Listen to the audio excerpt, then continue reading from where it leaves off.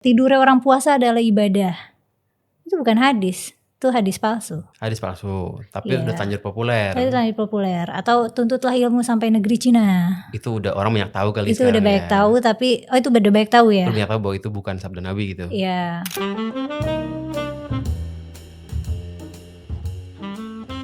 Sekarang gue ngundang Kumaila Hakimah. Ini sepertinya penonton zaman neuroscience harusnya udah tahu lu sih. Jadi gak perlu perkenalan lagi. Gue bener-bener deg-degan nih kalau podcast sama lu. Bener. Gue sering nonton konten lu. Oke. Sering lah. Mungkin yang berbahaya gue udah nonton semua lah. Mungkin kalau yang politik gue gak nonton. Tapi kalau yang berbahaya pasti gue nonton tuh.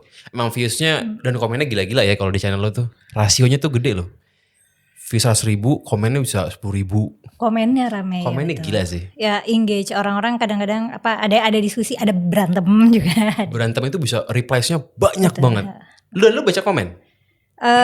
Kadang iya. Kan aku juga sebagai konten kreator, aku butuh untuk tahu feedback penonton gimana nih, apakah konten aku diterima dengan baik, apakah disalahpahami. Aku kan perlu mengevaluasi diri dari feedback. Dan makin kesini makin diterima kayaknya. Sepenglihatan lu. Kalau kita ngukurnya dari kolom komentar ya, penerimaannya semakin baik. Ya gue nih kalau di gue nih ya, gue tuh punya tim dia nih orang hukum gitulah. Jadi sebelum gue ngupload sesuatu pasti gue akan minta dia cek dulu. Jadi kalau ada yang kurang enak atau berbahaya, ada deliknya, pasti akan gue revisi dulu.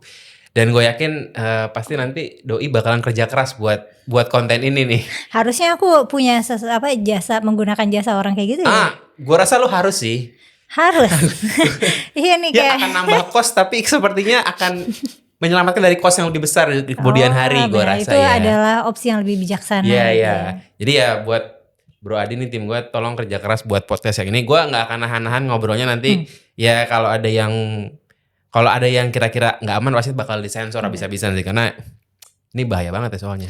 Kita belum ngobrol apa-apa, tapi kamu sudah antisipasi akan banyak sensor. Gue antisipasi dulu karena ini podcastnya bikin deg-degan dan berbahaya. Lu tuh sekarang umur berapa, Kumila?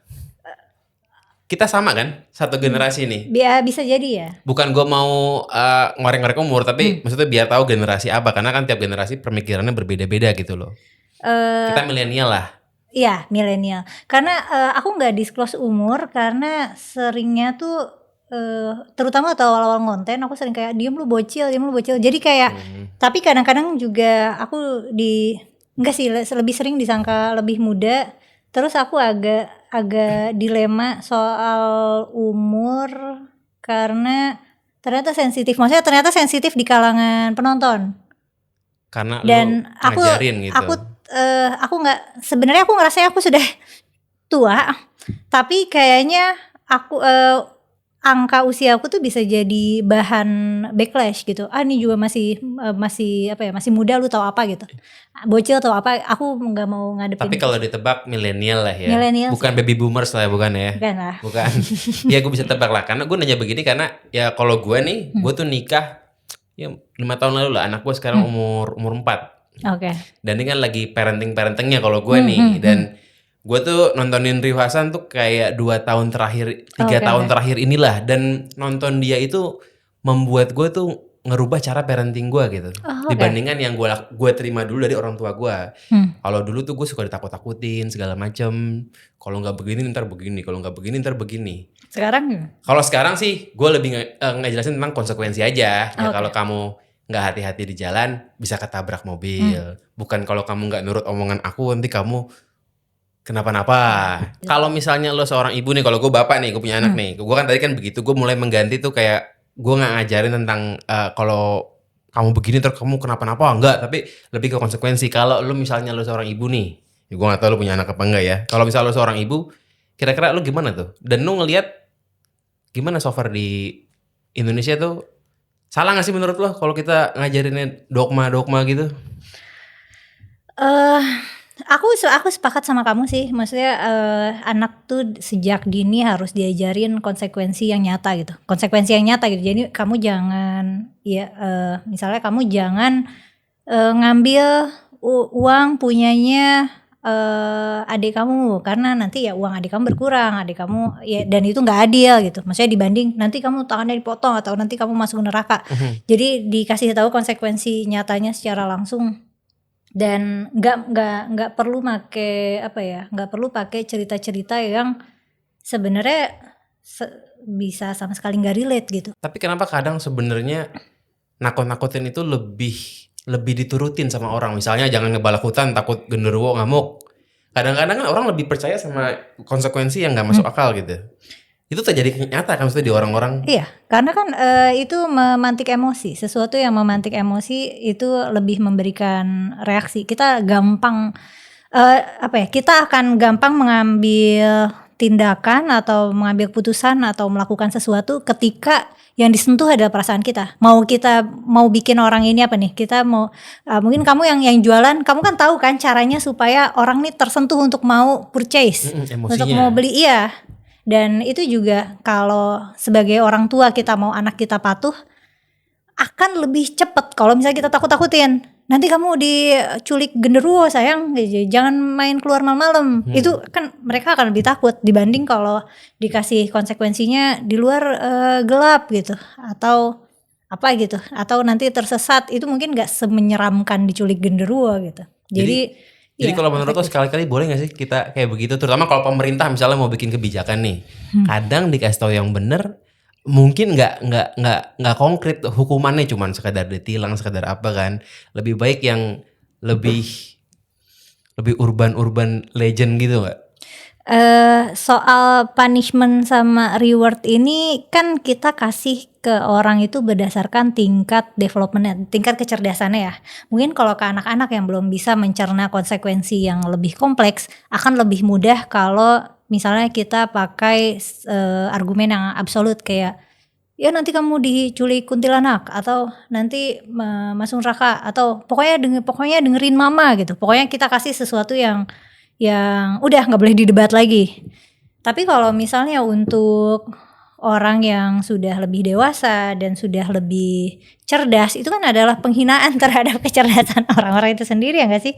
Maksudnya kalau pemerintah ngasih warning yang levelnya ke level anak kecil, itu nggak tahu, aku ngerasanya itu sebuah penghinaan gitu. Tapi kadang itu efektif. Tapi sialnya itu efektif. Contoh kenapa harus pilih dia, karena dia orang Islam misalnya, dibandingkan betul.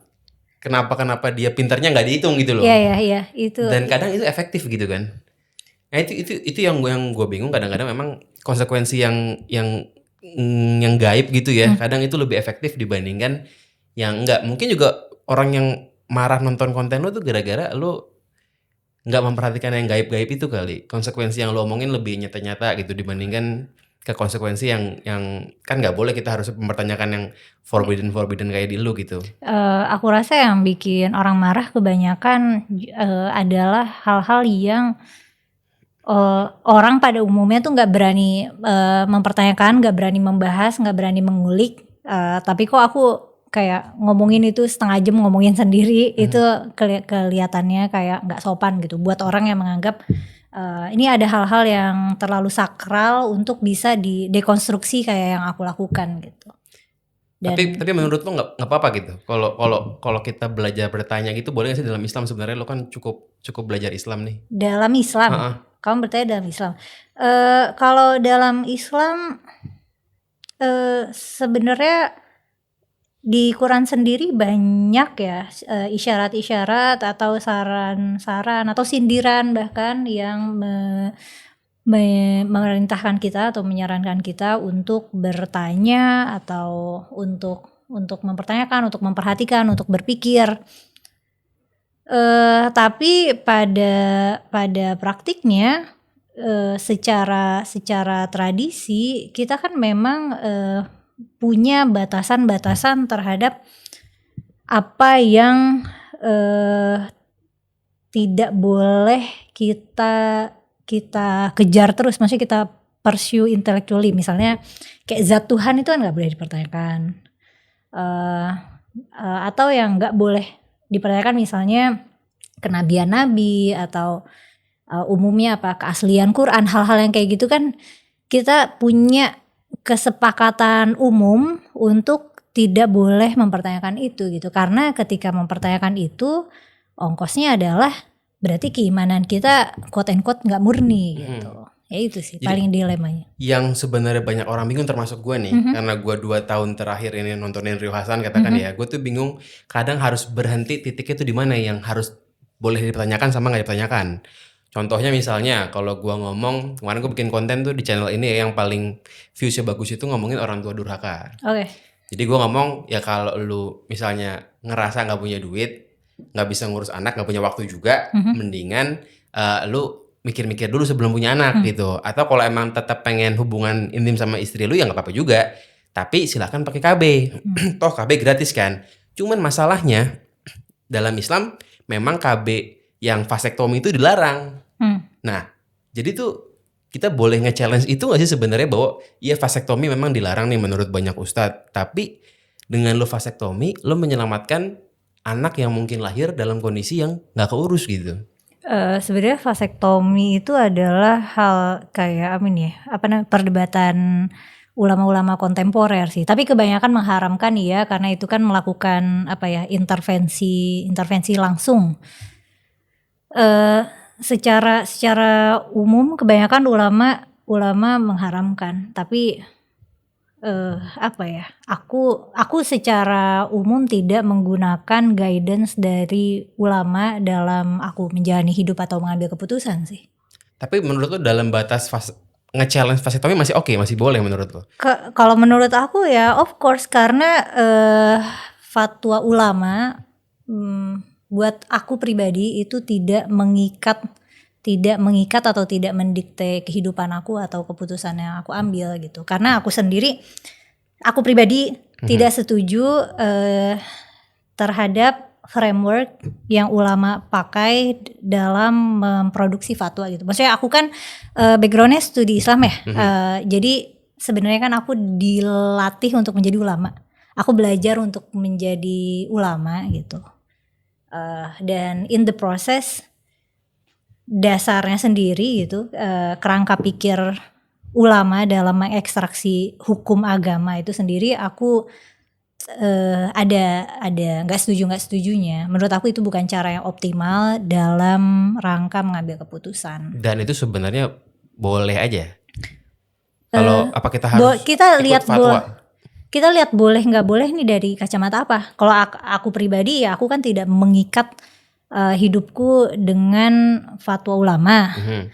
Negara juga tidak mengikat warganya dengan fatwa ulama gitu. Maksudnya kita kan punya lembaga fatwa yang independen dari negara ya. Maksudnya beda, misalnya kan ada negara-negara yang punya mufti negara nih. Jadi fatwa dari ulama di sana sama dengan fatwa dari negara gitu. Kalau di kita kan enggak nih, ulamanya independen secara hukum gitu ya. Meskipun secara prakteknya mereka banyak kerja sama, tapi ya sebenarnya kan tidak terikat. Jadi ya sebenarnya boleh aja. Cuman apakah orang kan melihatnya boleh nggak boleh tergantung dari apa? Karena ada yang mikirnya kan ulama itu pewaris Nabi dan itu kan berarti sama saja perpanjangan dari firman Tuhan. Ya karena kalau ngelihatnya kayak gitu ya jadinya mengikuti ulama adalah suatu kemutlakan. Makanya kadang ada ulama-ulama yang mengabuse itu. Dia tahu nih ada jamaah yang bisa nurut apapun yang dia bilang, ya dia pakai, dia abuse kuasanya itu gitu. Nah kira-kira gimana tuh kita bisa ngambil jalan tengahnya biar nggak terlalu dapat ulama yang cuplak-cuplik seenaknya aja gitu. Karena kan oke, vasektomi misalnya haram, oke, make sense penjelasannya, tapi kan sebenarnya punya anak yang nggak keurus juga dosa besar banget gitu. Dimana sampai kita levelnya bisa mempertanyakan, nge-challenge kalau menurut lo gitu. Kalau misalnya orang Islam yang benar gitu loh, vasektomi nggak boleh, tapi kalau KB alami sering bocor gitu kan. Nggak akan berhasil lah. Lo mau cabut sistem cabut kan pasti bakalan bocor juga. Tapi memang hubungan intim memang kebutuhan setiap orang, apalagi orang yang hiburannya sedikit gitu. Jadi kadang orang suka bingung gitu kan, untuk mau KB nggak boleh, mau punya anak juga takut kadang-kadang. Jangankan vasektomi haram, ada kelompok muslim yang bahkan mengharamkan KB kok. KB perempuan sekalipun. Iya. Kondom sekalipun. Kondom sekalipun. Iya. Berarti harus Jadi cabut singkong terus-terusan gitu. Enggak, justru tindakan mencegah hamil secara sengaja itu haram. Itu ada. Dan itu tuh pernah menjadi gerakan yang populer. Pernah ada masanya begitu gitu. Ini abad-abad terkini. Sampai sekarang ada. Sampai sekarang. Cuman mungkin populernya waktu kita masih kecil. Zaman tahun 90-an. Ya kurang lebih lah. Ya, atau awal 2000. Abad lalu lah begitu ya. Nah, kenapa bisa ada perbedaan kayak gitu sebenarnya? Dan itu sebenarnya wajar aja di Islam kalau ada perbedaan pendapat begitu. Wajar, karena kan itu kan hal yang tidak ada penegasannya. Maksudnya kalau misalnya kita mencari secara umum kan kita referensi utama Quran, referensi sekunder itu hadis. Ada momen-momen di mana Nabi itu menyarankan untuk mencegah kehamilan dengan azal itu dengan cabut buang gitu. Dan Nabi juga pernah menyarankan untuk kita nggak punya anak kalau kita nggak bisa memberi warisan gitu. Tapi kan itu kalah populer. Nah masalahnya dalam riwayat itu kan ada masalah populer, ada riwayat yang masyhur, ada yang enggak. Nah riwayat yang populer adalah misalnya perbanyak anak supaya umatku banyak gitu, yang lebih populer itu. Nah dan masalahnya riwayat Nabi ini jumlahnya kan ada jutaan narasi mungkin. Dan populer ini maksudnya sahih atau gimana? Enggak, populer itu banyak beredar di masyarakat. Bukan perkara sahih atau doifnya bukan perkara sahih. Karena banyak hadis yang tidak sahih tapi populer. Dan karena saking populernya kita kehilangan sense bahwa ini tuh bukan sabda Nabi. Kayak misalnya ini lagi bulan puasa tuh ada sering disampaikan di ceramah-ceramah bahwa tidurnya orang puasa adalah ibadah. Itu bukan hadis. Itu hadis palsu. Hadis palsu, tapi udah terlanjur populer. Itu terlanjur populer. Atau tuntutlah ilmu sampai negeri Cina. Itu udah orang banyak tahu kali. Itu udah banyak tahu, tapi itu udah banyak tahu ya. Udah banyak tahu bahwa itu bukan sabda Nabi gitu. Iya. Jadi kadang ulama itu mungkin juga kena bias begitu, dia malah ngambil hadis yang Sangat populer. mungkin, apalagi ulama-ulama yang zaman dulu yang direktorinya terbatas. Nggak ada Google, nggak ada apa zaman dulu. Betul, kalau ulama sekarang anggaplah atau mahasiswa studi Islam sekarang, dia kalau misalnya mau ngecek referensi kan udah ada ini digital library. Kita udah misalnya mau ngecek karya tafsir abad 17 di Damaskus, kita cari mereka ulama-ulamanya pemikirannya gimana. Atau waktu zaman Kesultanan siapa ada fatwa ini, kita bisa telusuri. Maksudnya gampang untuk tinggal studi pustaka aja. Nah kalau dulu kan ulama dulu pastinya sangat terbatas dan sangat mengandalkan hafalan. Makanya biasanya ulama-ulama disarankan untuk hafal Quran dan hafal banyak hadis karena ya mereka nggak punya perangkat digital untuk mengakses banyak sekali data gitu. Berarti sebenarnya perkembangan Islam ini ya, gue ngomong Islam karena gue Islam juga nih. Segala sesuatu yang difatwakan yang zaman Nabi nggak ada, itu sebenarnya seiring berkembangnya teknologi dan studi-studi Islam bisa aja berubah sebenarnya. Sangat bisa dan boleh, maksudnya boleh gitu berubah. Boleh. Secara umum boleh dan bahkan takzir hukum yang disesuaikan sama pemerintahnya itu juga boleh. Jadi misalnya aku penguasa nih, aku raja atau sultan atau apa.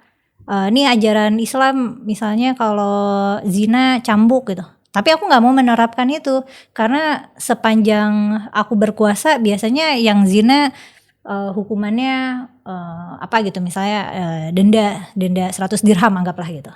Aku mau tetap menegakkan itu nggak apa-apa. Kalau kita penguasa itu nggak apa-apa. Kita rubah juga nggak apa-apa sebenarnya. Kita ubah juga nggak apa-apa. Atau kita hapus juga nggak apa-apa. Jadi ini secara umum ya, secara umum. Penguasa tuh boleh ngatur hukum sendiri. Tapi ini tentu secara umum. Ada juga kan, maksudnya kelompok Islam yang mikirnya bernegara dan menegakkan hukum Islam itu sama. Kan pernah populer tuh ada kelompok yang ingin menegakkan khilafah di Indonesia. Nah itu konsepnya beda sama kebanyakan Muslim mengimplementasikan hukum Islam dalam bernegara dan bersosial gitu. maksudnya dalam sejarahnya. Kalau yang pengen khilafah itu menurut lo kenapa? Maksudnya apakah ada ajaran harus khilafah? Kan nggak juga sebenarnya. Tinggal di negara yang nggak Islam, nggak ada beda secara derajatnya, boleh-boleh aja kan maksudnya gitu. Mereka punya justifikasinya sih, mereka punya legitimasinya ya dari ya mereka bisa pilih ayat, bisa pilih riwayat, bisa pilih sejarah untuk mendukung ideologi mereka. Mereka berpikir itu wajib Dan untuk kesempurnaan gitu. Dan sebenarnya banyak kelompok-kelompok di Muslim gitu, maksudnya aliran-aliran pikiran. Kebanyakan kita juga tebang pilih kok, kita tebang pilih ayat dan riwayat untuk mendukung apa yang ingin kita percayai. Anggaplah aku ini kan aku Muslim, tapi aku maunya mendukung, aku ingin mendefinisikan Islam itu adalah agama yang menjunjung kesetaraan, kasih sayang, keadilan, dan anti kekerasan. Aku tinggal ambil ayat-ayat yang menyarankan untuk berbelas kasih, untuk mengampuni, ayat-ayat yang melarang melakukan kekerasan dan pembunuhan, ayat-ayat yang menjunjung kemuliaan perempuan. Tapi kalau misalnya aku adalah Islam yang patriarkis dan misoginis, aku orang yang violent, aku pengen ada yang melegitimasi, ada yang menjustifikasi kekerasan-kekerasan yang aku lakukan, aku tinggal ambil ayat-ayat yang keras, aku tinggal ambil cerita-cerita Nabi yang keras, di mana ada kekerasan, ada konflik, di mana ada teks-teks Qur'ani atau teks-teks riwayat yang cenderung misoginis atau yang memperlakukan perempuan tidak adil, atau misalnya ada nih ada kok kelompok yang boleh ditindas, misalnya anggaplah budak-budak dan tawanan perang, aku tinggal ambil aja bagian itu gitu. Jadi sebenarnya kita ini umat beragama ya, kita mengambil ayat-ayat dan riwayat yang kita inginkan untuk mendefinisikan apa yang kita anut gitu. Jadi, ya itu bias konfirmasi. Jadi kan kesalahan lengkap logikanya adalah kita punya statement dulu, baru cari pendukungnya. Ya, gue itu dulu 5 tahun lalu itu gue bikin konten teori konspirasi. Memang gue lagi demen banget sama karena lagi COVID lah. Ya, menurut gue COVID itu bukan alami gitu. Sampai sekarang gue percaya sih kalau yang itu. Cuma kan ada juga yang akhirnya sampai soal bumi datar dan segala macam. Memang kebanyakan saat bikin teori itu adalah statementnya apa dulu, baru tinggal dicari tuh pendukung-pendukungnya, dicocok logiin, oh ternyata ini benar gitu. Dan itu terjadi kebanyakan juga dalam kita beragama gitu ya. Iya, kita punya motivated reasoning, makanya kita punya ustadz-ustadz favorit. Ustadz favorit kita adalah ustadz-ustadz yang mendukung yang kita imani duluan gitu. Padahal yang kita nggak suka juga ustadznya mungkin dia ngambil ayat lain yang benar juga, ada ayatnya gitu. Iya. Cuman nggak sesuai dengan yang kita mau gitu. Nah karena gue nggak belajar agama seperti lu belajar nih, kenapa bisa ada ayat yang kok kayaknya bertentangan gitu ya? Itu kadang kan bingung sebenarnya. Di satu sisi tentang cinta kasih, tapi kadang-kadang ada juga yang soal keras gitu misalnya. Yang orang kadang tidak menyadari, kita kan misalnya kita terima Quran ini kan satu buku, terus kita baca utuh. Yang tidak terbayangkan adalah bahwa Quran itu adalah kumpulan wahyu sepanjang 22-23 tahun hidup Nabi. Yang mana selama 20 tahunan itu ada banyak dinamika sosial dan politik yang terjadi. Dan karena dinamikanya berubah-ubah, kemudian firman Tuhan itu turun untuk mengakomodir dakwah Nabi, untuk mengakomodir kehidupan Nabi, ya tentu saja hasilnya jadi beda-beda. Ketika anggaplah ayat-ayat di Mekah, ketika Islam masih menjadi minoritas, ketika Islam masih diopresi, masih dipersekusi, ayat-ayat yang turun adalah tentang keteguhan hati, tentang kesabaran, tentang sifat sejati Tuhan, hal-hal seperti itu. Tapi ketika Nabi sudah pindah ke Madinah dan penduduknya sudah banyak, para pengikut Nabi sudah mengharapkan Nabi melakukan reformasi terhadap tatanan sosial.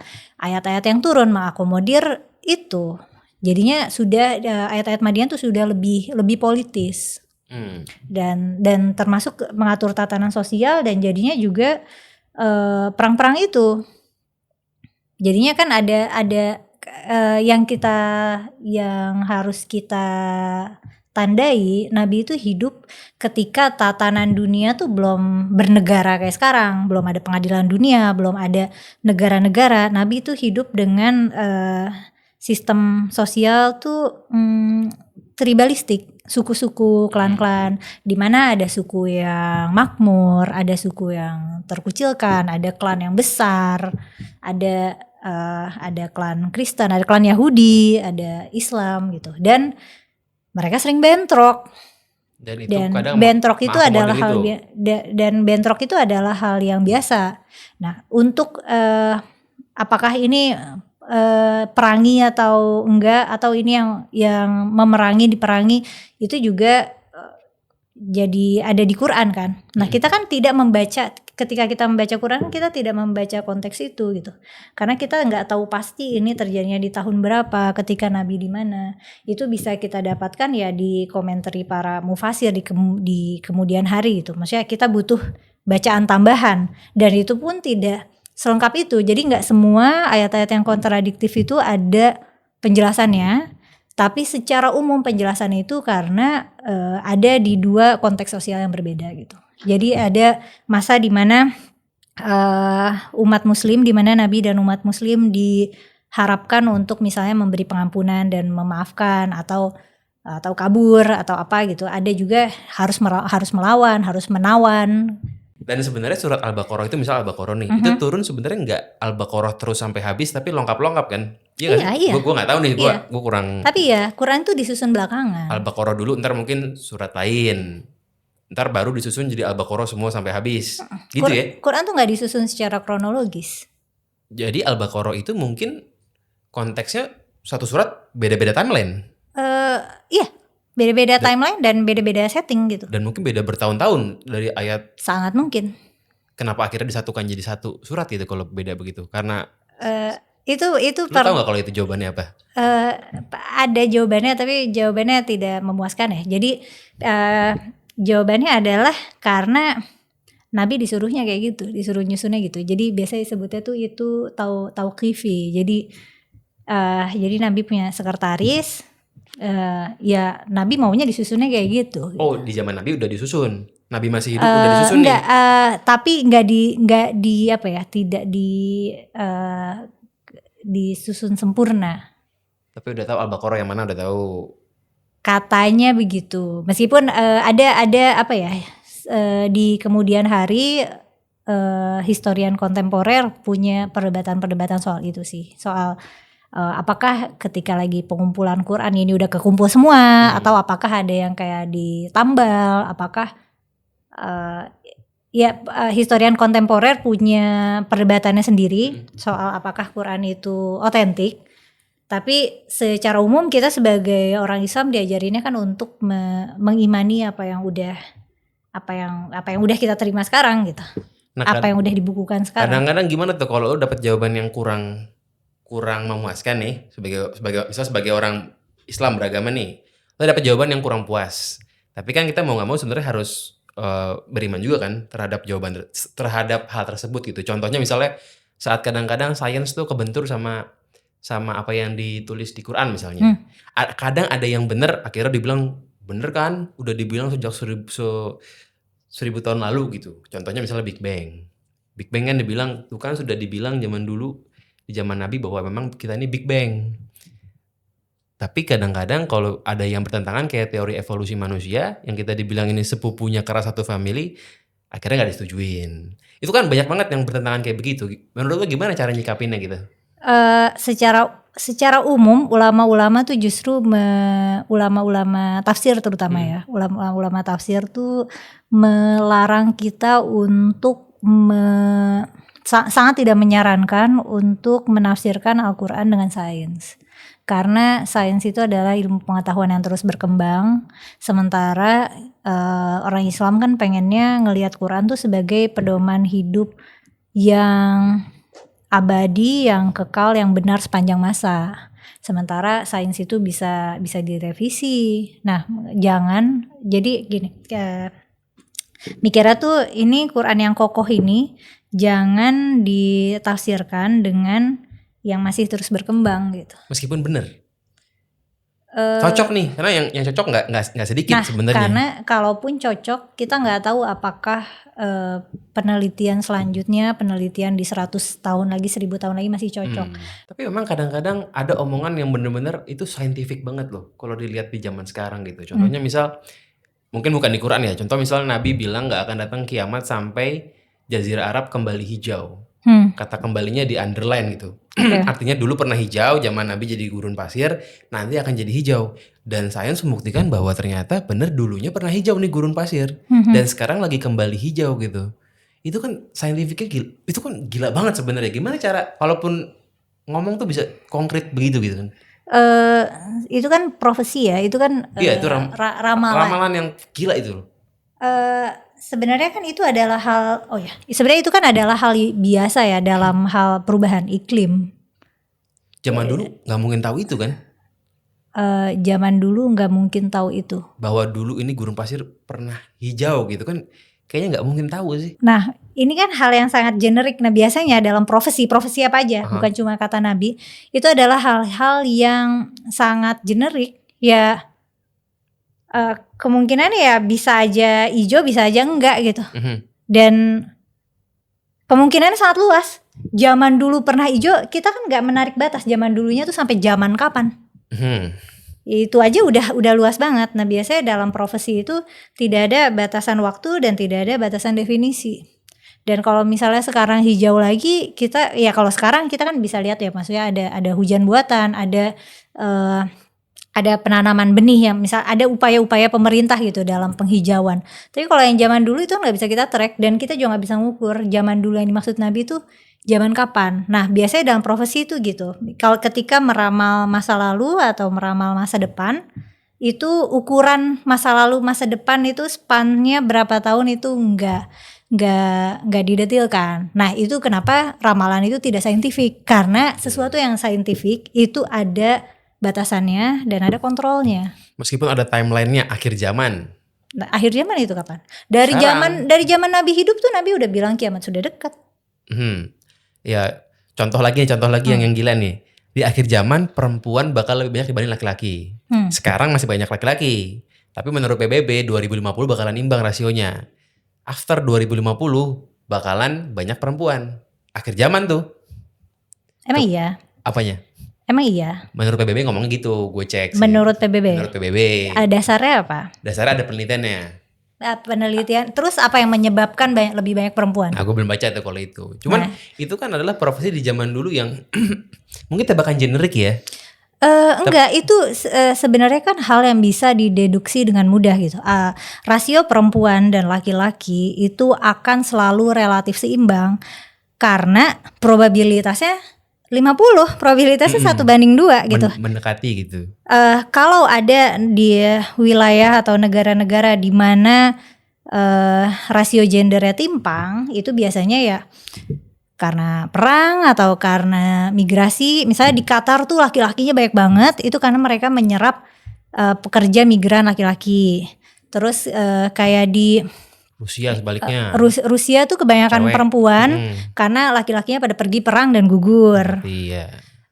Di Cina itu banyak sekali laki-laki karena pemerintahnya pernah menerapkan one child policy dan keluarga-keluarga di sana lebih favor karena sama pemerintah cuma boleh punya anak satu, mereka lebih tertarik, lebih pengen punya anak perempuan, punya anak laki-laki. Jadi kalau misalnya hamil anak pertama perempuan biasanya diaborsi sampai punya anak laki-laki, dan itu makanya laki-laki banyak banget gitu. Jadi ada intervensi ketika rasionya tidak seimbang, itu karena ada intervensi manusianya. Tapi kalau misalnya kita biarin secara probabilitas kan matematika itu kan adalah sains, adalah metode saintifik yang terbukti selalu bisa diandalkan.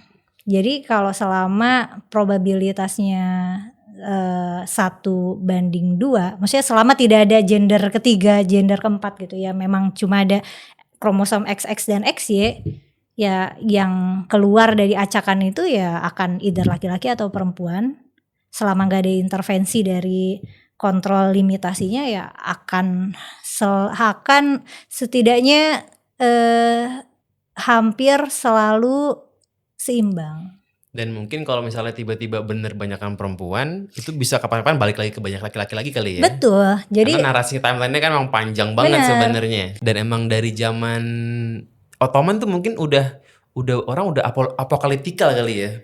Ceritanya tuh udah ada Yajuj Majuj datang Genghis Khan, tapi ternyata belum juga. Dan sekarang kayaknya terulang terus setiap abadnya gitu ya narasi-narasi. Iya, narasi-narasi apokaliptikal tuh kita suka banget. Apa Dajjal. Kenapa tuh gitu kira-kira menurut lo? Tapi emang menarik sih narasinya gitu karena kayak film gitu. Iya. Ya itu menurut aku itu bias kita aja sih. Kan manusia itu kan otak kita kan secara inheren memang bias. Kita tuh tidak manusia tuh tidak secara alami bisa berpikir kritis. Justru kita secara alami berpikir bias. Bisa berpikir kritis adalah hasil dari belajar. Tapi kalau kita nggak pakai effort nih, kita mikir nggak pakai effort, kita ngebiarin aja mikir secara alami, yang muncul adalah pikiran-pikiran yang bias. Dan emang tiap generasi kayaknya ada narasi Dajjal kali ya. Setahu lo dari zaman Ottoman mungkin sampai aku juga dibilang Dajjal. Jadi udah datang Dajjal gitu. Wanita, istri Dajjal. Ya suka di Dajjal-Dajjalin. Nikah sama Dajjalnya kapan gitu? Hah? Udah nikah sama Dajjal tiba-tiba. Nah iya makanya sering dibilang nih istri Dajjal itu tapi lucu. Emang kalau eskatolog itu tuh ada di Quran gak sih sebenarnya tanda-tanda nubuat akhir zaman itu? Setahu lo gitu? Karena setiap ustadznya suka banyak beda pendapat tuh. Ada yang ya gue dulu penggemar banget dan gue baca banyak gitu. Kayak kebanyakan ya kiamat ada ya, maksudnya ngomongin kiamat akhir zaman. Tapi kalau yang detail-detail tanda-tanda tanda-tanda yang spesifik itu biasanya hadis sih, biasanya riwayat. Tapi hadis kuat juga kan? Maksudnya hadis kalau dia sahih berarti kan di bawah Quran levelnya gitu kan? Kalau dari sudut pandang studi Islam ya. Tapi mungkin kalau historian kontemporer jadi udah mulai ada perdebatan apakah hadis itu legit juga jadi riwayat, itu juga ada perdebatannya sendiri gitu. Tapi kalau kita sebagai muslim ya referensi utama kita Quran, yang referensi kedua kita hadis. Mungkin emang dalam setiap fase sejarah kadang-kadang penguasa tuh butuh narasi apokaliptikal kali ya buat menyatukan kali. Kalau ada bahaya yang terlalu berat gitu, karena ya kalau yang gue pernah baca-baca tuh dulu zamannya Genghis Khan nyerang ke daerah-daerah Turki dan sekitarnya itu, ya itu dibilang itu Yajuj Majuj karena hidungnya pesek segala-gala macam lah. Karena memang secara cocokologi itu sebenarnya pas banget sih gitu loh. Sebenarnya orangnya benar-benar mukanya pesekan gitu loh. Kalau dalam lingkup kebijakan pemerintah aku rasa nggak etikal ya kalau pemerintah justru menanamkan pola pikir yang apokaliptikal. Ya emang harusnya kasih solusi yang nyata gitu. Nah kalau misalnya orang-orang mau berpikir apokaliptikal gitu atau mikir nyeleneh-nyeleneh, ya harusnya itu diekspresikannya lewat seni. Mungkin kayak di Jepang ya, Jepang kan sering banget kayak banjir tsunami, mereka punya sejarah panjang bencana di bom atom, banjir tsunami. Jadi mereka punya trauma kolektif terhadap bencana. Tapi kan pemerintah melakukan tindakan-tindakan yang preventif beneran. Tapi kita bisa lihat trauma-trauma itu dari misalnya karya-karya Jepang, ya mau itu karya sastra atau anime atau film gitu, dimana itu tuh masih kayak mereka menunjukkan luka bencana gitu loh, kayak gempa banjir yang masih ada tema gempa banjir tapi dibungkus fantasi gitu. Nah kadang yang lebih fantasi gitu mungkin lebih dikenang, orang lebih inget kali ya dibanding yang cuman sejarah biasa gitu. Itu loh. Jadi dinikmati sebagai karya seni sih. Cerita Momotaro lah segala-gala macam. Iya, atau kayak kamu nontonin nggak apa tuh? Suzume itu apa? Suzume aja. Apa tuh? Nggak nonton. Atau Udah. Itu populer kok, itu apa namanya, Makoto Shinkai yang bikin. Jadi dia ada personifikasi misalnya dari ya kayak dari gempa, dari banjir, ya yang gitu-gitu sih. Dan emang mungkin kalau sekarang belum ada Dajjal itu turun, mungkin di 100 tahun ke depan, tahun 2200 narasi itu bakal muncul lagi kali ya. Nggak, ketika orang pada ngomong Dajjal ini, Dajjal itu, emang mereka tahu Dajjal itu apa? Ada banyak versi. Nah itu karena banyak versi dan bahkan bisa ada versi baru. Nah sebenarnya itu ada di hadis nggak yang versi bener, contoh nih kalau yang gue pernah baca ya. Contoh kalau eskatolog favorit gue nih, Imran Hussein. Lu pernah tahu nggak? Imran Hussein nih dia ustadz di Trinidad Tobago. Dia eskatolog akhir zaman lah. Gue suka banget nontonin dia waktu gue bikinin video-video konspirasi. Menurut versi dia, Dajjal itu dulunya di zaman Nabi nih dikirim ke pulaunya tuh Pulau Socotra di Yaman tuh di bawah. Kan pernah ada pelaut yang Siapa yang dikirim ke Dajjal tuh dikurung di Pulau Socotra di Yaman dan dulu Jadi Dajjal itu bukan manusia. Dajjal itu makhluk. Okay. Makhluk pokoknya tinggi besar gitu. Dan pernah ada hadis ya kan bahwa ada pelaut yang datang ke pulau, nggak tahu pulau di mana, terus ketemu Dajjal, akhirnya ketemu Nabi. Dan pas dia ketemu Nabi dia bilang, "Nabi, saya bertemu sama yang begini. Kata Nabi, "Oh, itu Dajjal." gitu. Nah, kata cerita Imran Hussein ini, Dajjal dari pulau sekitaran Arab situ akhirnya pindah ke Inggris. Gue lupa detail ceritanya dan akhirnya di Inggris itu dia membantu orang-orang yang akhirnya sekarang menjadi elit global. Itu kan salah satu ceritanya. Elit global ini memang powerful banget karena memang di blessing oleh kemampuan sihir Dajjal yang luar biasa gitu. Kayak gitulah ceritanya lah. Nah itu kan dalam cerita itu, di versi itu bahwa memang Dajjal itu akan keluar di abad ini. Karena sudah dekat banget nih. Tapi kalau misalnya mungkin belum keluar, nanti mungkin cerita itu akan diupdate di tahun abad selanjutnya gitu kali. Karena eskatologi dan konspirasi itu sahabat baik. Mereka bisa saling melengkapi karena nggak ada pembatasan struktur. Maksudnya ketika kita mengeluarkan narasi saintifik kan kita ada langkah-langkahnya nih, ada hipotesis, eksperimen, udah gitu. Apakah ini bisa dibuktikan salah? Apakah bisa difalsifikasi? Belum lagi ada peer review gitu. Apakah ini dikonfirmasi oleh para peneliti lain? Hal-hal kayak gitu.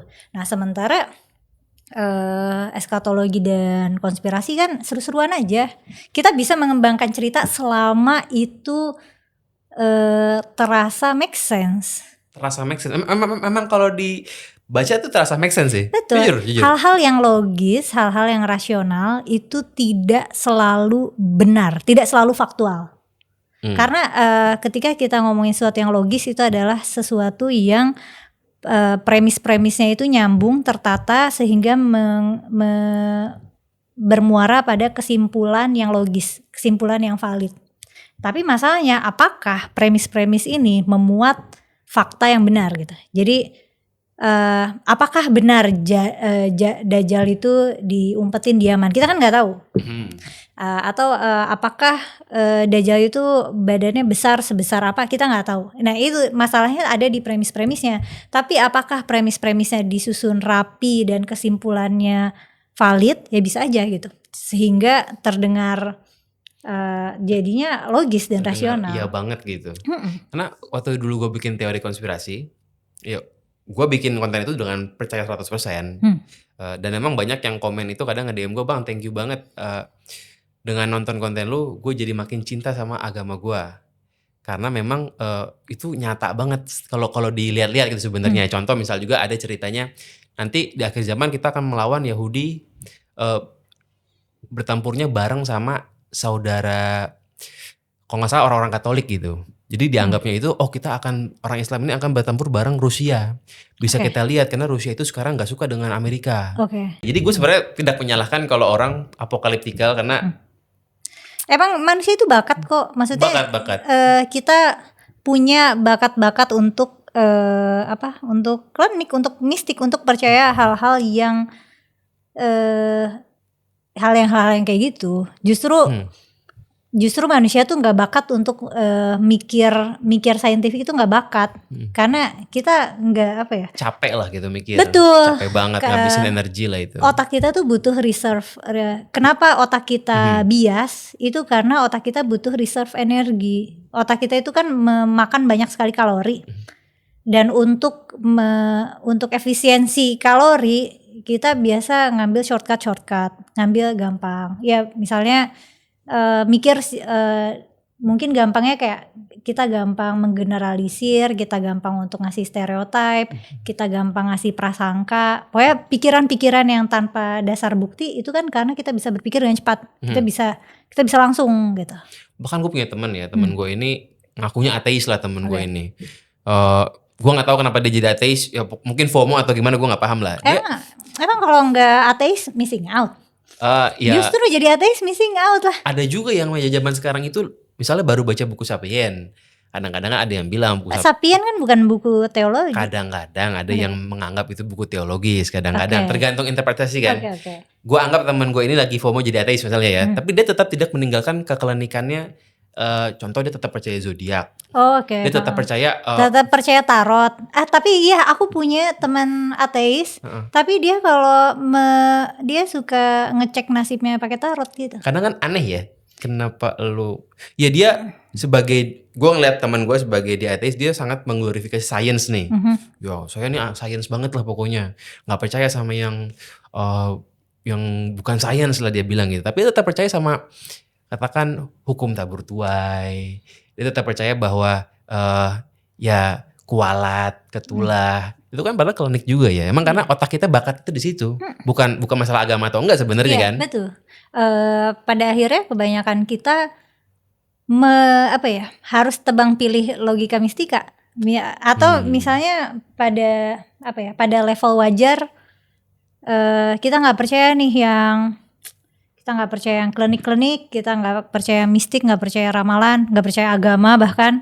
Tapi kita percaya kita akan ketemu jodoh kita suatu hari. Padahal jodoh itu nggak ada. Tetap klinik juga. Nah, tetap klinik juga sebenarnya. Jodoh kan konsekuensi aja, lu pilih siapa sebenarnya gitu. Betul, dan itu kan kayak itu ide aja, itu ide romantis yang kita taruh di kepala kita. Kita punya ide bahwa ada nih satu orang yang diciptakan di dunia ini untuk menjadi pasangan hidup kita selama-lamanya.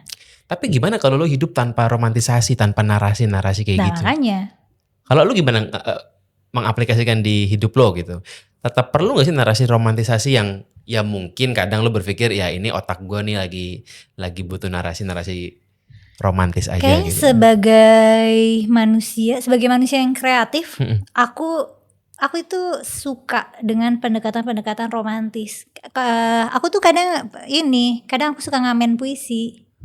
Jadi aku bawa mesin tik ke toko buku, aku bikin puisi. Jadi nanti ada ada orang datang, nanti aku tanya, kamu ada cerita apa hari ini? Nanti dia cerita, dari cerita dia tuh aku bikin jadi bait-bait puisi. Dan gaya tulisan yang sering aku pakai adalah pendekatan romantis. Jadi aku akan meromantisasi cerita dia untuk aku jadikan karya puisi. Itu tetap bisa dilakukan meskipun lo. Iya, aku jadi memperlakukan bakat aku yang itu untuk memproduksi karya seni. Tapi bukan untuk mengimplementasikan kehidupan aku, karena kadang-kadang itu bibit-bibit cegil di situ. Iya. So, kalau misalnya ada temen galau sesuatu hal yang sama berulang-ulang. Padahal dia udah lihat masalahnya dari awal, tapi dia menolak melihat masalah itu kan gitu.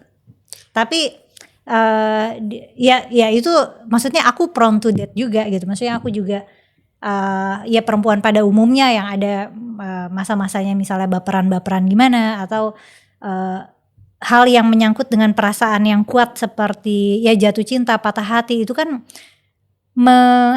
mengabutkan kejernihan berpikir kita. Tapi lu ngerasa nggak sekarang hidup lu lebih hambar kah misalnya gitu? Enggak kok. Karena kalau gue nih ya, maksudnya ya gue sadar gue nikah sama istri gue karena konsekuensi gue memilih dia. Oke. Dulu gue punya cerita yang berbeda. Konsep gue tahu nih. Dulu gue ketemu di kampus lagi begini. And she is the one. Dan she is the one. Itu lebih indah. ada galaunya, ada apanya. Ya kalau jujur kalau sekarang sih susah buat galau ya, karena ya semua kan hanya buah dari konsekuensi aja kalau apapun yang terjadi gitu Tapi loh. itu berkah ya gak sih? Susah untuk galau itu berkah ya gak sih? Karena itu bisa membantu kita berpikir lebih Lebih jernih. jernih, setuju. Keputusan juga bakal lebih mantap gitu kadang-kadang. Jadi nggak gampang diombang-ambing emosi. Mhm. Jadi emosi apapun yang terjadi kita bisa standing still dan bisa amati baik-baik sebelum ambil kesimpulan, sebelum ambil tindakan. Lo punya tips gak biar ada titik tengahnya gitu, nggak terlalu rasional, tetap juga punya narasi-narasi yang menyemangatkan diri, sedikit magis gitu. Sebenarnya itu kan bukan sesuatu yang memerlukan titik tengah ya. Maksudnya itu bisa ketersalingan gitu. Kita bisa tetap rasional tapi juga tetap romantis. Kita tetap bisa mengapresiasi nilai-nilai fiksi dari manusia. Tetap bisa menurut lo ya? Bisa. Justru menurut aku kita jadi bisa mengapresiasinya dengan apresiasi yang lebih tinggi. Karena kita tahu itu adalah berkah dari kreativitas otak manusia gitu. Karena kalau interpretasi gue sama lagu-lagu galau sekarang ya udah bener-bener jauh lebih nggak seru dibandingkan zaman dulu gitu. Zaman dulu bisa aja gue nangis denger lagu gitu kan. Tapi ya sekarang gue tahu bahwa itu kan ya udah cuma lagu aja gitu. Kadang-kadang tuh gue suka kehilangan titik itu sebenarnya setelah gue merasa gue lebih berusaha berpikir panjang gitu. Kalau lo masih tetap bisa gitu ya mendalami karya seni gitu. Iya, tapi jadinya apresiasi aku bukan terhadap perasaan aku. Misalnya kalau ada lagu yang indah, mungkin aku menangis bukan karena relate, tapi karena buset nih orang jenius gitu. Ini orang yang bikin kayak jago banget gitu. Jadi lebih apresiasinya ke penciptanya. Nah kalau konteks lo lagi kena musibah nih, copingnya gimana? Enaknya gitu. Kalau dulu kan copingnya enak tuh, bahwa ini ujian, aku akan naik kelas, aku sedang diuji. Oke, nggak usah sedih, berjuanglah. Itu kan coping mechanism meromantisasi kena musibah gitu. Kalau lu gimana sekarang tuh? Aku rasa justru lebih mudah karena aku tahu yang aku alami sekarang adalah buah konsekuensi dari segala hal yang terjadi sebelumnya. Maksudnya ini adalah konsekuensi dari ya baik itu keputusan aku atau keputusan orang lain yang memengaruhi aku gitu. Jadi aku nggak perlu menyalahkan suatu entitas lain di luar konsekuensi itu. Aku nggak perlu nyalahin Tuhan, aku nggak perlu nyalahin takdir, aku nggak perlu nyalahin hal-hal yang sebenarnya nggak berhubungan gitu. Menurut lo itu lebih enak, lebih plong dibandingkan menganggap bahwa lo sedang diuji untuk naik kelas. Itu lebih peaceful karena lebih cepat mencapai closure. Kayak ya udah ya it happen. Ya karena kita tahu it happen, yang bisa kita lakukan cuma mengubah itu kalau bisa diubah, kalau keadaan bisa diubah. Dan kalau keadaan yang gak bisa diubah ya berarti kita harus belajar menerima hidup dengan realita itu. Opsinya jadi cuma 2. Sedangkan kalau misalnya kita ada pembacaan lain, misalnya ini gara-gara aku kurang sedekah nih, atau mungkin ibu aku gak doain aku, atau mungkin Tuhan lagi menguji aku, atau mungkin ini karma dari jiwaku yang sebelumnya. Itu penjelasannya jadi banyak banget gitu, menuju closure tuh jauh. Tapi kalau misalnya kita cuma lihat konsekuensi yang konkret, ya kita cuma kayak it happen, ya wajar aja ini terjadi gitu. Soalnya kan misalnya anggaplah ujian aku nggak diterima beasiswa, ya ada kandidat-kandidat yang lain yang dirasa admission timnya lebih layak dari aku. Ya itu jawaban yang paling sederhana yang biasanya lebih benar gitu. Atau misalnya ibuku sakit meninggal, ya udah karena ibuku sakit, terus ibuku menua, ibuku penyakitnya tambah parah, ya ibuku meninggal gitu. Aku nggak perlu pembacaan yang jauh dan rumit gitu. Atau misalnya apa sih cobaan yang duit hilang, ketipu emosinya gede. Ketipu tuh cukup sakit sih. Betul sih, karena tiba-tiba miskin gitu ya. Misalnya kalau ketipu duit yang banyak. Ya. Apakah lebih gampang ngomong emang begini jalannya, mungkin ada yang lebih baik, atau ngakuin bahwa ya gue emang goblok gitu. Nah itu, gue emang goblok. Kalau emang itu karena konsekuensi diri sendiri ya. Kalau karena konsekuensi diri sendiri ya akan ngerasa ya ini emang salah aku gitu. Tapi bener sih, setelah gue cara coping gue tuh lebih konkret, memang rutenya jadi cuma 2 gitu. Iya, karena dibanding kita punya, yang dulu tafsirnya tuh banyak gitu. Karena ketika kita melihat hidup kayak gitu, kita memberikan kuasa, memberikan agensi pada diri kita sendiri gitu. Dan kita tidak menyerahkan agensi itu sama orang lain. Kita nggak jadi berpasrah, kita nggak jadi nunggu ditolongin, kita nggak nunggu doa kita dikabulin, tapi kita making actions ketika itu memungkinkan gitu. Ketika itu memang sesuatu yang optimal untuk dilakukan gitu. Tapi apa emang ada orang yang butuh yang kayak gitu juga kali ya? Maksudnya misalnya dia miskin, dia ngelihat ada artis kaya banget, padahal dia tahu nih artis nggak pernah ibadah gitu. Supaya dia nggak iri, akan lebih nyaman buat hatinya kalau dia bilang, oh kamu istidraj gitu. Kalau aku diuji. Nabi juga pakai cara itu ke para ahlu sufah yang tinggal di emperan masjid, mereka homeless, nggak punya harta, kan pada iri sama yang kaya. Nabi, kita juga pengen naik haji, kita pengen bisa sedekah, tapi kita nggak punya apa-apa. Terus sama Nabi dikasih, misalnya baca hamdalah 33 kali, baca Allahu Akbar itu setara dengan jihad di jalan Allah, itu setara dengan apa gitu. Nabi juga pakai penghiburan itu untuk mengatasi ketimpangan ekonomi ya.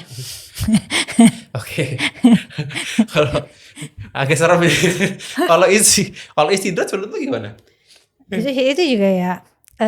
Apakah dulu juga Nabi pakai buat orang kafir Quraisy, mereka tuh istidraj gitu? Sepengetahuan lo gitu juga? Iya. Karena jadi gini, kalau misalnya kita yang beriman, kita lagi dapet kemalangan, kita akan sebut itu ujian. Kalau misalnya kita dapet keberuntungan, ya emang ini berkah kita sebagai orang beriman. Tapi kalau hal buruk terjadi ke orang yang kita anggap tidak beriman, ya oh ini azab. Tapi kalau misalnya kelompok itu mereka terlihat happy dan foya-foya, oh itu istidraj. Nanti mereka ketika lagi asik-asiknya, ketika lagi nikmat-nikmatnya hidupnya, nanti Tuhan akan turunkan azab. Istidraj itu. Jadi ini emang gak pernah salah ya? Maksudnya segala outcome ada jawabannya gitu? Iya. Jadi emang selalu benar maksudnya gitu kan? Iya. Jadi istidraj itu apa ya? Aging sebelum azab. Ada yang gak sholat kaya istidraj, jawabannya ada. Gak sholat kena azab, nggak sholat terus dia susah, azab. Sholat susah diuji, sholat kaya bener kan, sholat itu bagus gitu. Jadi semua ada jawabannya gitu ya. Nah, makanya bisa semua jalur bisa. Kan ada ustadz-ustadz yang pakai amalan-amalan ya, doa atau sholat buat mendatangkan rezeki, itu kan ada. Karena ya itu dianggap bisa dilakukan. Tapi kalau misalnya udah sholat, udah ibadah, tetap nggak dapet uang, ya berarti itu ujian. Tapi kan kalau kita melihat konsekuensi nyata, sebenarnya kan datangnya uang itu tidak punya hubungan langsung, irrelevan terhadap seringnya kita sholat atau enggak. Kan perputaran uang itu kan sesuatu yang bisa kita baca. Ya karena kamu yang kerja di urusan dagang perdagangan, kan kamu bisa melihat perputaran uang tuh ada di mana dan kemana gitu. Misalnya dari brand ke customer, ke marketer, kemana, itu kan sesuatu yang tidak gaib sebenarnya. Bikin lebih pede kadang-kadang. Iya, ada suggesnya gitu kalau kita rajin. Dan kalau ada tiba-tiba orang ngasih kita uang juga bisa aja, tergantung circle-nya di mana. Tiba-tiba memang setelah ngelakuin apa berhasil. Itu kan di internet tuh banyak yang suka memberikan testimoni. Benar, setelah baca amalan A, B, C, tiba-tiba dapat kerja, tiba-tiba dapat. Akhirnya kan feeling menjadi bukti gitu. Padahal sebelum dia dapat kerja, dia udah nyebar lamaran ke 100 perusahaan kali. Akhirnya confirmation biasnya yang dia inget karena yang itu gitu. Iya. Padahal ya karena ya mungkin perusahaan yang menerima dia itu adalah yang cocok nih sama profil kandidat itu gitu. Oke, pertanyaan gue yang sekarang nih agak-agak kalau lu nggak mau jawab nggak apa-apa. Oke. Gue juga ntar dicek sama Adi nih, kalau nggak aman ntar di take out aja. Ada ayat yang menurut gue hebat banget tapinya. Dibilang nanti di masa depan orang-orang akan bilang bahwa ajaran ini itu orang terdahulu, dan benar Oh. zaman sekarang banyak yang bilang itu kan orang terdahulu. Ada satu role awalin Nah, itu banyak banget. bisa nyata banget loh itu. Beneran terjadi di zaman sekarang, banyak yang bilang itu terdahulu sesuai apa yang dikatakan 1400 tahun yang lalu gitu. Justru itu. Hah? Justru itu. Gimana? Bahkan dari dulu, dari awal Nabi dakwah, ajaran-ajaran Nabi itu udah dibilang itu untuk standar orang zaman dulu. Tapi sampai sekarang masih Apalagi, relevan. ya karena masih. Nah, jadi gini, cerita-cerita yang dibawa Nabi itu adalah cerita-cerita Bani Israel yang diadaptasi menjadi versi Islam. Nah, di zaman Arab sana, komunitas yang besar kan komunitas Yahudi, yang bahkan mereka tidak lagi mendengarkan cerita-cerita lama itu. Tradisi Yahudi itu kan ada tradisi yang lama sekali ya. Maksudnya beda usianya sama Islam tuh mungkin bisa 5.000 tahun gitu. Jadi mereka secara komunitas beragama mereka sudah establish lebih tua gitu, lebih lama. Mereka adalah tradisi yang lama dan mereka sudah memegang cerita-cerita itu sejak lama. Dan kemudian setelah Nabi mengadaptasinya menjadi versi Islam, Nabi Ibrahim jadi Islam, Nabi Musa jadi Islam, semua nabi-nabi Yahudi jadi Islam, Nabi Yakub jadi Islam, Nabi Isa jadi Islam gitu. Semua nabi-nabi terdahulu jadi Islam, yaitu ditertawakan sama orang Yahudi karena di tradisi mereka, bahkan di tradisi mereka menganggapnya itu ya orang Yahudi dulu, nabi-nabi itu orang Yahudi dulu karena memang tidak ada jejak kehidupannya gitu. Makanya ketika Nabi mengaku Nabi bagi orang Yahudi itu lelucon. Ketika Nabi mengakui bahwa beliau meneruskan ajaran yang dibawa nabi-nabi sebelumnya, itu buat mereka. Tapi masih terjadi sampai sekarang bahwa benar. Karena masih kan sama. Kalau sekarang kan kita udah lebih tahu kalau itu, karena ternyata cerita-cerita itu tidak pernah terverifikasi secara sejarah, dan figur-figur kenabian di kitab suci, bahkan di kitab suci manapun itu adalah figur-figur ahistoris, dan kejadian-kejadiannya juga kejadian yang maksudnya azab-azab besar, banjir bandang atau apa, itu tidak ada jejak geologisnya juga gitu. Tapi gimana ceritanya seorang yang nggak bisa baca tulis bisa mengetahui cerita-cerita zaman dahulu? Kan nggak bisa baca. Itu kan cerita yang populer, dan baca tulis itu belum populer. Zaman Nabi itu belum ada kertas. Media tulis itu tulang atau pelepah kurma, dan itu tulisan itu nggak populer. Bukan cuma Nabi yang nggak bisa baca tulis. Baca tulis itu kegiatan yang nggak terlalu populer. Tapi di cerita lain juga ada yang bilang kemungkinan Nabi itu bisa baca tulis karena Nabi pernah surat menyurat. Tapi ada yang bilang Nabi surat menyurat itu pakai sekretaris gitu. Tapi kalau di hadisnya memang, apa di Quran memang Nabi nggak bisa baca tulis? Nah itu masalahnya ummi itu, penafsiran ummi, ada yang menafsirkan ummi itu nggak bisa baca tulis sama sekali. Ummi ini siapa? Bahasa Arab ummi pakai ain. Ummi itu artinya umyan, nggak bisa baca tulis, artinya nggak bisa baca tulis sama sekali. Ada yang mengartikannya yaitu bukan nggak bisa baca tulis sama sekali, tapi tidak terlalu terampil. Karena emang di zaman Nabi itu yang namanya bisa baca tulis itu adalah kemampuan yang sangat sophisticated. Jadi cuma klan bangsawan doang yang bisa baca tulis karena belum jadi tradisi. Bukan sebuah hal yang memalukan sebenarnya ya. Dan huruf itu aja kan masih simplistik. Tulisan Arab itu belum ada, titik-titik tanda baca tuh belum ada. Jadi emang masih sulit dibaca, masih sulit ditulis, karena kalau nulis tuh kita harus mahat tulang gitu. Jadi ya memang belum budayanya. Budaya tulis menulis tuh mungkin baru abad ke-11 setelah ada mesin cetak. Tapi cerita-cerita itu emang cerita yang gitu. Sudah banyak beredar di warga sana, di pedagang, di pendeta. Makanya cerita-cerita Islami itu kalau misalnya kita mau cari akar otentisitasnya, biasanya itu ada cerita versi folklore gitu, kayak cerita rakyat orang Yahudi zaman dulu gitu. Karena memang kan orang-orang Bani Israel ini adalah orang-orang yang suka bercerita, suka berdongeng gitu. Tapi emang kalau zaman dulu peradaban Yahudi lebih maju mungkin dibanding. Secara peradaban beragama iya, dibanding maksudnya dibanding ini ya, kalau yang pagan itu kan masih tidak terinstitusi ya, sedangkan Yahudi itu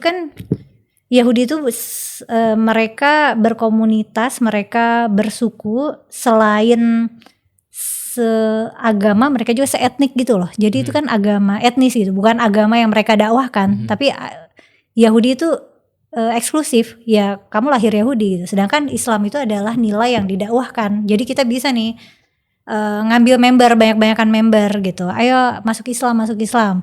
Kalau ya orang Yahudi nggak mau orang non Yahudi masuk Yahudi karena itu klub eksklusif mereka gitu. Tadi kalau cerita soal bukti geologis, memang kalau gua baca-baca memang belum ada bukti geologis bahwa pernah ada banjir global yang satu waktu yang sama gitu. Dalam cerita, kalau gue sih percaya cerita itu, percaya gue. Tapi memang belum ada buktinya gitu, dan kadang gue berpikir gitu, gimana caranya masukin singa bareng sama rusa gitu ya? Iya. Apa nggak dimakan gitu singanya? Iya. Rusanya apa nggak dimakan? Tapi gitu ada yang lucu katanya, apa jangan-jangan banjir bandang yang terjadi zaman Nabi Nuh itu gara-gara pohon-pohon ditebangin sama Nabi Nuh buat bangun bahtera. Gue nggak ikut ketawa. Ini buat penutup nih. Ini yang ganjel di diri gue udah lama. Gue belum tahu jawabannya. Tapi ceritanya begini. Waktu gue kecil gue diceritain cerita tentang Nabi Adam. Nabi Adam itu punya anak Kabil dan Habil. Seingat gue cerita Kabil Habil ini mereka itu bercocok tanam. Mereka bertani lah. Dan kan Kabil membunuh Habil kan. Ada masalah gara-gara istri, sekaligus masalah soal pertaniannya lah gitu. Berarti kan artinya Nabi Adam ini hidup di zaman yang sudah bertani gitu. Iya. Secara saintifik itu kan terjadinya maksimal 12.000 tahun lalu gitu. Secara saintifik yang terkini gitu ya. Iya, peradaban manusia gitu. Kalau begitu kan berarti bukan zaman nomaden, padahal menurut fakta sainsnya udah ada tulang Homo sapien dari ratusan ribu tahun lalu gitu. Jadi kalau itu lo melihatnya gimana tuh? Cerita lah. Setiap tradisi dan budaya dan agama punya cerita masing-masing tentang bagaimana manusia pertama itu ada. Dan versi orang Islam, orang Kristen, orang Yahudi, versi kita orang Timur. Kita termasuknya Timur sih benar. Timur. Barat dong, Judeo-Kristian. Kita termasuk agama Barat sebenarnya. Pusat buminya di mana? Pusat bumi. Nah, benar sih. Cuman kan Timur itu kayak Cina, India gitu. Kita kan sebenarnya Islam itu kan agama impor buat kita. Oh iya. Buat kita agama Islam, Yahudi, Kristen ini ya kita nerima ceritanya secara tradisi ya manusia pertama itu ya Adam. Udah, cuman kan kalau kita mau memverifikasi dengan metode saintifik, manusia pertama tuh nggak gitu ceritanya peradaban awal mula adanya manusia di muka bumi ini nggak gitu, nggak diturunin dari surga terus bercocok tanam terus ada drama keluarga itu nggak gitu ceritanya gitu. Oke. Ya mungkin Nabi Adamnya sebelum punya anak hidupnya mungkin jauh ratusan ribu tahun lalu juga. Mungkin bisa kali ya. Ya atau sosoknya bukan Adam. Maksudnya Adam itu ya jadi simbol aja. Ya ada sih yang bilang tafsirnya itu bahwa iya bukan yang pertama tapi yang pertama kali sadar. Ada yang tapi gitu. Tapi kan sebenarnya di zaman dulu pemburu pengumpul udah ada yang sadar sebenarnya kan. Udah ada sadar dalam arti udah yang punya bikin teknologi batu segala macam. Dan pertanyaan berikutnya adalah apa itu kesadaran? Dan bahkan sampai sekarang untuk mendefinisikan consciousness atau kesadaran secara rigid gitu, itu aja masih perbedaan gitu. Jadi kapan manusia mulai sadar? Ada yang bilang ketika revolusi intelektual, revolusi apa sih sebutnya revolusi intelektual? Pokoknya ketika manusia tuh mulai berevolusi untuk menjadi lebih cerdas gitu, lebih sadar bahwa dirinya tuh hidup gitu. Itu juga jadi perdebatan titiknya kapan gitu. Ya kalau yang gue tahu sejak ditemukannya api yang tadinya itu waktu dihabiskan buat ngunyah makanan akhirnya mulai berkurang kan. Dan karena ditemukan api mereka bisa tidurnya agak malam karena bisa pakai perapian. Nah di perapian itulah mereka akhirnya punya waktu kosong, nggak harus ngunyah terus karena makanan udah bisa dimasak. Mereka mulai ngobrol. Disitulah mereka mulai sadar. kita ini ngapain ya? Nah disitulah mulai sadar gitu. Ya mungkin kalau bisa masak juga mungkin bisa sadar juga kali one day. Kita nggak tahu juga kan Ya, sebenarnya. bisa masak dan tidur nyenyak ya. Iya. Ada yang bilang juga evolusi kecerdasan itu timbul karena kita tidurnya lama. Jadi kita kan recovery otak itu pas lagi tidur. Sementara dulu waktu manusia masih tidur di pohon-pohon kan kita nggak bisa tidur lama gitu, kayak keganggu takut ada hewan buas gitu. Jadi kita nggak pernah tidur yang benar-benar well rested sehingga otak kita tuh bisa develop sempurna gitu. Dan mereka butuh waktu kosong buat menjadi filosof gitu, untuk berpikir bahwa ini apa ya gitu. Dan akhirnya lahirlah penunggu batu, penunggu hutan dan lain-lain yang berkembang makin kompleks, makin banyak tafsirnya tiap generasi. Ya akhirnya jadi ada bukunya, ada aturan jelas bakunya. Ya akhirnya makin kompleks dan makin hebat lah, makin zaman ke zaman gitu. Kalau itu versi lo juga bagaimana yang lo tahu? Evolusi kecerdasan begitu berarti? Karena tidurnya nyenyak, ada api. Bukan menurut aku ya, maksudnya kan yang kita kayaknya aku tidak menggunakan informasi yang misalnya aku mencerna informasi terus aku pegang informasi ini menjadi kepercayaan aku tidak memperlakukan informasi seperti itu sih. Kayak ya udah ya yang aku tahu begitu, nanti kalau ada informasi baru atau informasi yang membantah ya aku tinggal revisi apa yang aku tahu aja. Tinggal diupdate aja. Tidak ada. Nggak perlu sakit hati.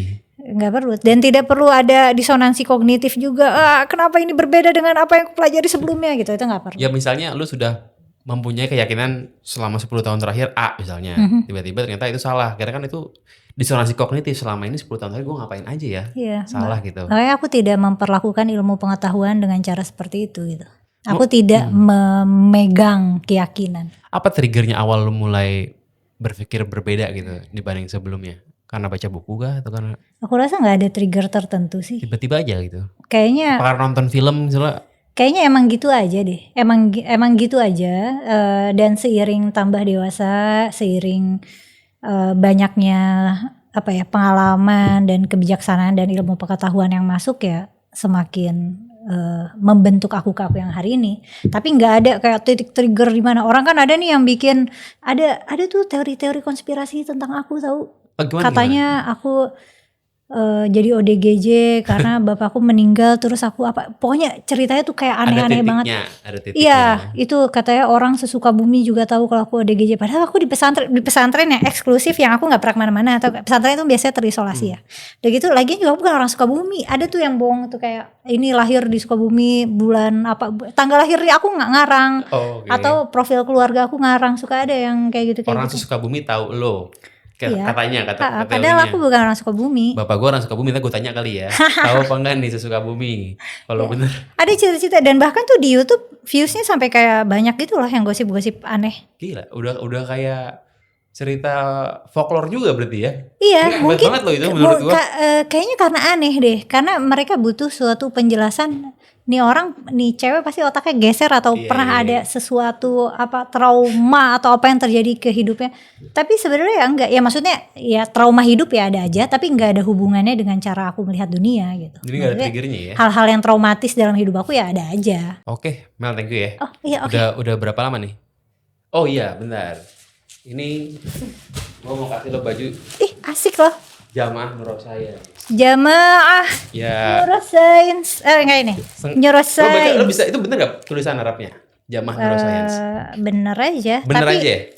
Tapi aku nggak tahu neuroscience transliterasi Inggris gimana. Tapi kan kamu pakai neuroscience Indonesia kan? Indonesia. Jadi ini bisa aja bener. Dan gue ada produk gue lah.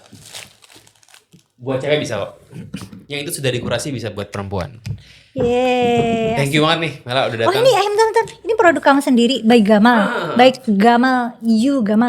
Nama kantornya Gamal juga. Oh luar biasa. Gamal tuh Ganteng Maksimal. Oh tapi nama kamu juga Gamal. Gamal beneran. Jadi kamu di embodiment of Ganteng Maksimal. Versi fisik dari Ganteng Maksimal. Harapannya begitu, harapannya. Luar biasa. Iya, harap. Ya, nama Gamal tuh nama Arab atau bukan? Kalau setahu lo. Nama Mesir Jamal. Jamal, onta gitu ya. Kan ada yang pronounce Gamal itu Jamal itu Gamal tuh ada. Bukan onta, Jamal itu ganteng. Oh gitu, masa sih? Jamila tuh cantik. ya, Jamil itu ganteng. Jamal asal kata Berarti Jamal. bener cocok namanya Gamal tuh ganteng gitu ya. Ganteng. Wah, ini bisa gue jadiin tagline nanti tuh. Oke. Mela, thank you banget. Ini udah berapa menit? 1,5 jam. Oke. Sampai ketemu lagi. Jujur ini ya emang ngeri-ngeri sedap sih podcast sama Kumaila tuh. Gue belum kebiasa kali. Sedap, tidak ada ngeri. Gue belum kebiasa kalau lo kan sepak terjangnya sudah lebih panjang gitu kan. Ngomongin yang beginian gitu. Kalau gue ya. Oke, thank you. Sampai ketemu lagi di video selanjutnya. Thank you banget.